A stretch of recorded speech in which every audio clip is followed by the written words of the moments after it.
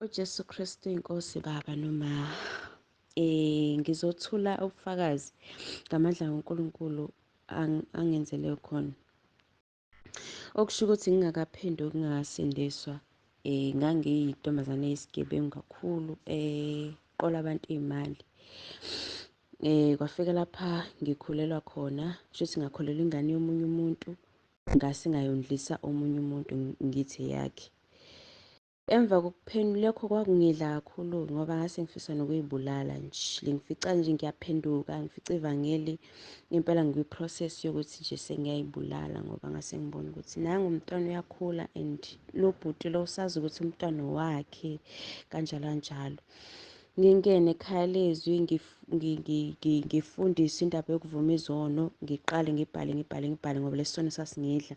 Emva kwalokho kwasuka umthwalo emahlombe, kodwa enhliziyweni inhliziyo ithi usukile umthwalo, but kunalokho enhliziyweni okubekayo ukuthi kufanele uzivume leso sono, uhambe uyozivuma kulo muntu lo omondlisele ingane le.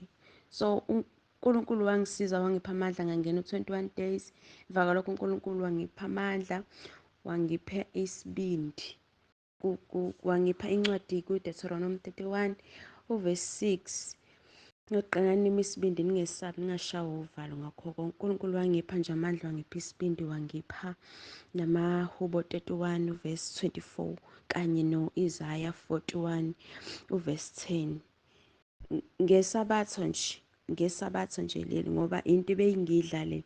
Ngesabatho nje leli esiphuma kulo, ngicela ukuthi sihlangane nalo bhuti edolobheni. Ngifisa ukuzomchazela nje yonke into mayelana nomntwana. Ngase ngamtshela-ke yonke into ukuthi kwenzakalani. uNkulunkulu omangalisayo, kwasho ukuthi shuthi ngesikhathi ngikhuleka ngithi ngicela ukuthi uNkulunkulu angihambele phambili. Ngempela uNkulunkulu wangihambela phambili. Uthi wabona ngephupho. Kwafika iphupho, umuntu emtshela ukuthi le ngane le oyikhulisayo akusiyo eyakho.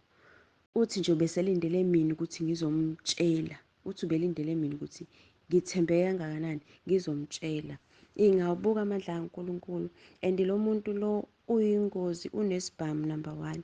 Washo nje wathi ukube ngempela wafika ngalesa sikhathi wazongitshela lento le, bengizokubulala, ngibulale kanye nengane. Ngayibuka i-protection and ubesiphethe, ngiyokhuluma yonke lento ubesiphethe, sibekela ethi ngithi uyasibo.